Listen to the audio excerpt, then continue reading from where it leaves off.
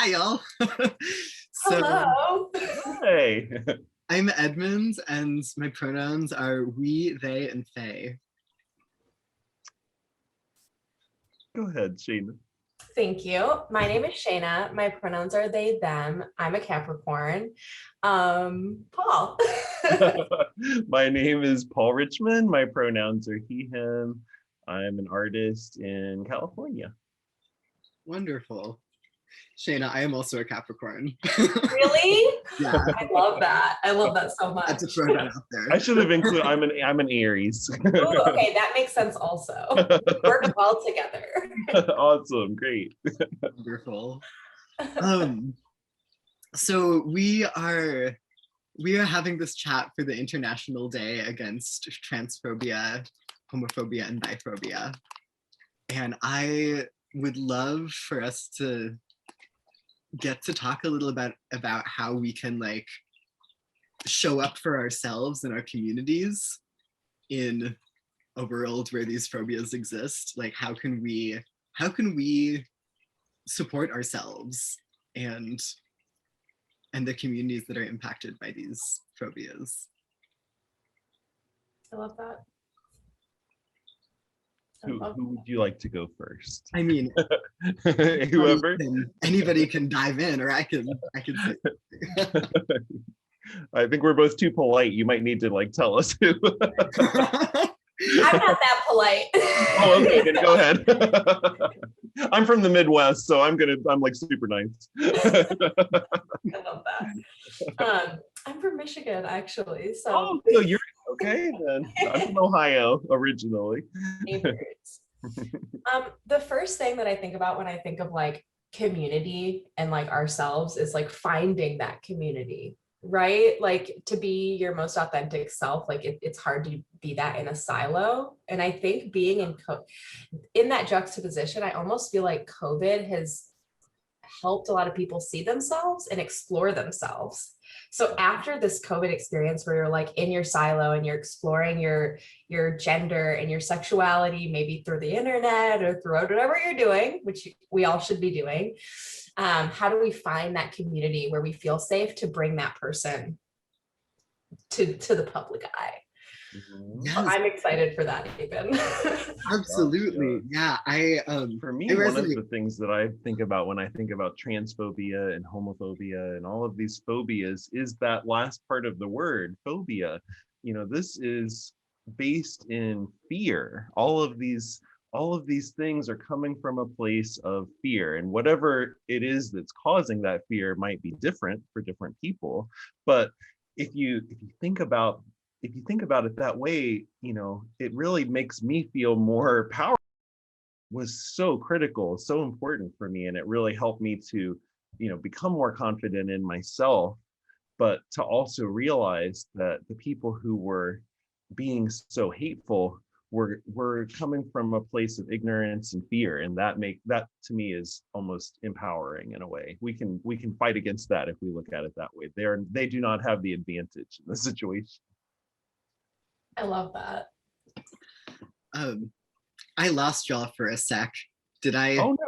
disappear on the screen? Because my Zoom. You looked good. We looked good. We just said everything we have to say, so it's over now.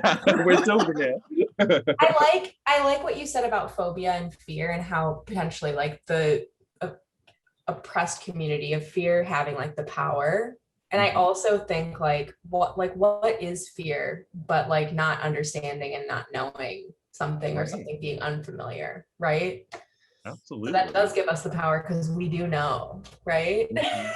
Right. And I mean, I know from a very personal experience, because before I came out myself and before I accepted these things in myself, I too was homophobic and transphobic, and I had all of these phobias myself. So, you know, I can work to fight against those things in the world now, but I can also kind of put myself in the mindset of the other people, because before I became more informed and enlightened, I shared those views. That was what I was taught. I mean, kids aren't born hating anybody, but that gets forced onto them, and you know, if it's being taught in my case, like in religion class at school and by my parents and everybody else, you just accept it as truth. So it takes a lot of work to undo that, but it can be undone. 100%. Absolutely. Yeah. What you were just saying is reminding me of this this conversation that I was having when I was like much earlier in my transition. So my experience with gender has nothing to do with the binary. But earlier on in my transition, I came out as a trans man because I had like so much internalized transphobia that I could not wrap my mind around like non-binary gender. Yeah, what existed outside of just these things, these and so I was trying to put myself into the box that made sense to me, even though like who I am doesn't actually fit into that box. Yes.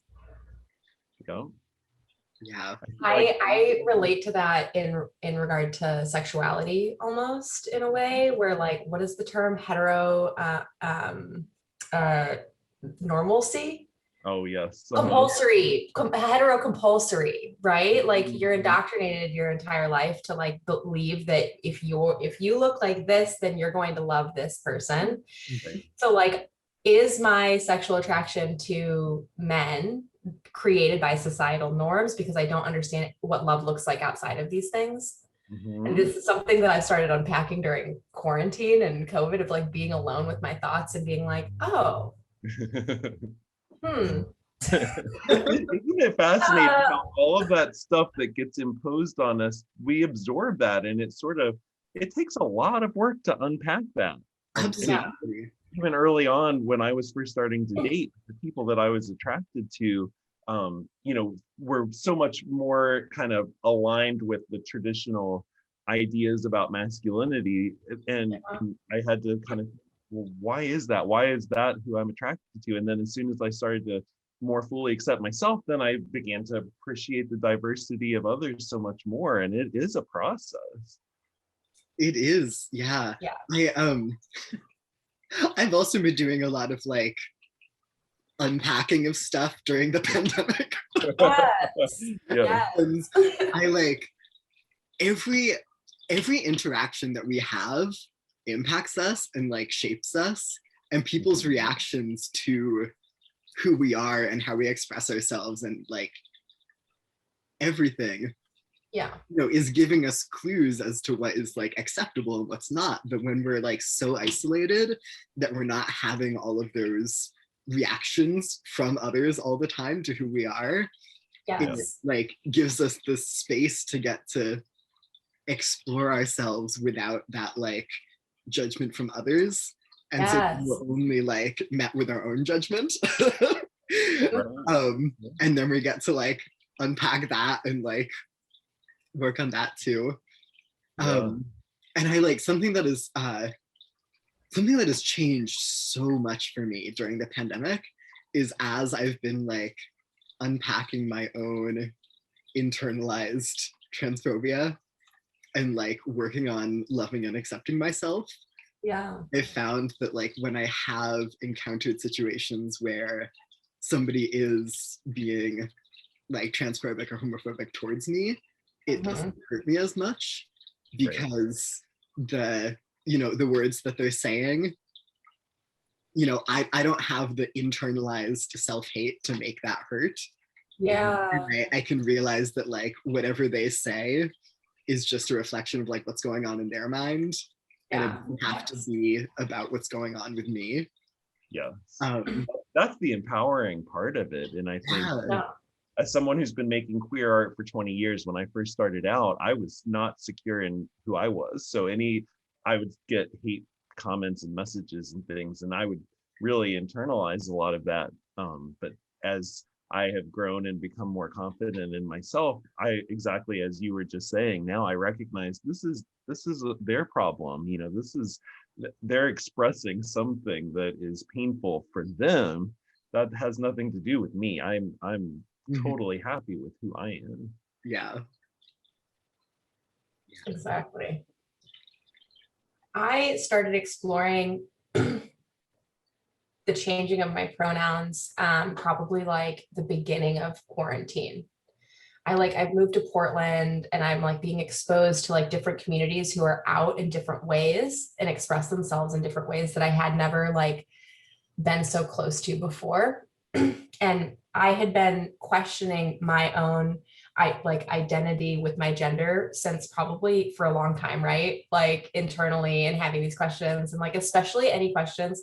There was like a really pivotal moment where like I really questioned it. I was in Peace Corps training, and it was a cultural training, and so they were teaching us about Botswana, the country where we were going to be doing the service in. And it was really, the session was super honing in on how women behave and how men behave in society in Botswana, which is like a super Christian and very like binary, women cook and men like super traditional in that way. And I remember like them explaining to us like what the culture will expect from us if we're showing up as a female Peace Corps volunteer, as a male Peace Corps volunteer. And I remember being in this session and being like, these descriptions don't connect with me, like, and how I show up and how I feel, right? Like I'm not one or the other. And I remember this being a moment and being so confused and like angry and like mad. I was like mad at Peace Corps, and I was mad at myself, and I was like, should I be here? Like, it was like this thing. And one thing that I think, since like officially expressing to my family and my friends, like, this is how I would like to be seen and identified, it's interesting how no matter how liberal or left your friends are, the journey of the change is very difficult for them. Mm-hmm. And not like it's not like they're against it. It's not like they're like, no, like, it's just like, it's a retraining of their brain and a retraining of words, right? Yeah, just like we have had to unlearn all of our own like internalized phobias, like everybody that like queer people and trans people like interact with and come out to are gonna have to go through that same journey of unlearning those phobias in order to like show up for that person with the respect they deserve.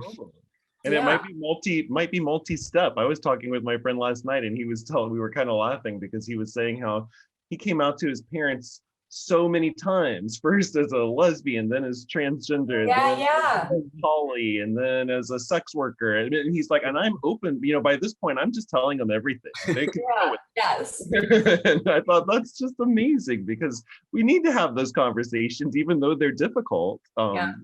That's how society grows. Absolutely. Yeah. None of us is like growing and changing in a bubble all by ourselves. We are like growing and changing as a society together. We're allowed to change our minds and expand who we think we are at any stage of life. Absolutely. I something that I love talking about is this the idea of inviting in as opposed to coming out, and how the framework of coming out kind of puts this pressure on queer and trans people to like know everything about ourselves and then like present it to the world in this like nice, neat, understandable package. Right, like we need to be giving a PowerPoint presentation to everyone. Right. Absolutely. And then we're supposed to like, maintain whatever we announced for our whole lives, as if people don't like. And then that's it. Like more about themselves. You've come out. This is the full entirety of who you are. Move on. It doesn't work that way. I remember when I first came out, I waited. I didn't come out until after I graduated from college, because I shared with you how I came from such a conservative background, and it took me a while to figure things out. We also had less access to information back then too, so it just was different time. But when I did come out, one of the first paintings that I made about the experience was called Not Just a Closet, because I felt like that term, coming out of the closet, was so limiting. And as are most labels, any kind of, and I love that we have more labels and more terms now, but even still, I feel like there's no word that is really going to fully capture the entirety of who I am. So they're always going to feel a little, dissatisfying in a way, I think. But that was what I remember thinking, like, people say you just came out of the closet, but I feel like this was such a bigger experience, and it's also an ongoing thing. It's not just something that happened one day and it's over. Yeah, you should be evolving, like everyone should be, right? Everyone should be exploring and changing and growing. Yeah. absolutely. Yeah, What and life like, is about. yeah, words are just like, you know, a noise that we make up to describe an experience that we're having, and Yeah. no word is going to like perfectly encapsulate everything to do with that experience. And like, Yeah. especially if we're applying the same word to like so many different people who have such a wide variety of experiences, like being a human being is so like unlimited that Yes. yeah, Yeah. any words and labels we come up are ultimately going to be you know, won't be able to like hold all of who we are. Yeah. Yeah. And that's beautiful. But I love the journey of trying. I love how Yes. I love just how it seems like in recent years we've come so far and we have so many new ways of expressing that, and it's exciting because even for people that don't know all of the terms and everything, it's a chance to kind of just expand your mind a little and learn about all of these things and consider, does any of this apply to me? This is Yes. awesome. So I think it's wonderful. Yes. And that, even that visibility, sorry, Edmund, No, even that visibility, like, wasn't there a study that recently was done around kids and like what genders they identify as? And like a vast majority were like, maybe none. Uh-huh. Like that is remarkable. Like that's our future, right? Where like they are seeing this change and this fluidity and this like nothing needs to be nailed down. You don't need to decide today. And like, and then being like, sweet, cool, because I don't want to, I don't need to. I'm like, I you're love that so inspiring. much. Isn't that amazing? I love it. Yeah. If I would have had that as a kid, right? Like Right? Yeah, I like that. it gives Yeah. me so much hope for the future Yes. that like Yeah. these people who are so young and who have so much freedom are gonna like grow up and hopefully be able to hold on to that freedom. Yes. So it's so inspiring. Like Yeah. we've been talking about how we've had to like unlearn so much of the phobias that we're carrying. And like what I'm seeing in like a lot of children now, which you, Shayna, were just talking about, is like they don't have all of those phobias as like nearly as much as like people from older generations. And like I feel like I'm still a very young person, and those were still conditioned into me. Uh-huh. Yes. And Yeah. it just gives me so much Yes. joy that there are like queer and trans people who are not going to have to unlearn those phobias because they never were conditioned into them in the first place. Right.